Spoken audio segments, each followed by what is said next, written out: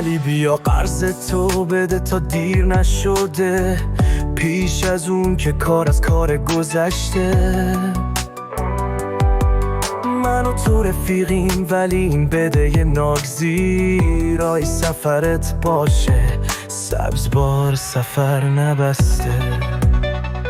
هر روز بهونای نامیاری و مخفی، میگی دستت خالیه تو راهی سفری، ولی یادت نره قول دادی یار، دوستی همینه سر موقع پاسکاری. علی بیا قرض تو بده، وقت داره میگذره، زمان سرده رست نمیبینی برف تازه میباره. رفیق نزار دلامون از هم دور بشن،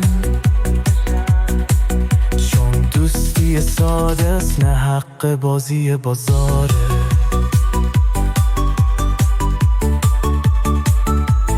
تو که میگی اهل دلی و راستگو، چرا پشت پرده همه چی از رنگ رو؟ بیا تمومش کن جدایی های بی خود، که قلبامون به هم منتصل شه مثل نور.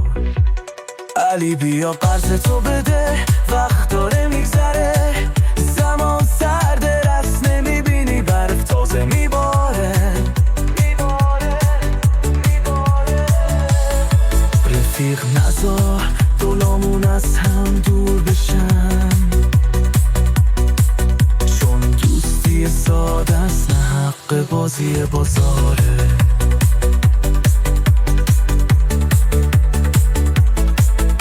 علی یادت باشه روزای خوب و بد، یاد خاطره های بیریا و سادمم دد، با هم پیمون بستیم تا همیشه. رفیق راهی باشیم بی بال و بدون درد سر،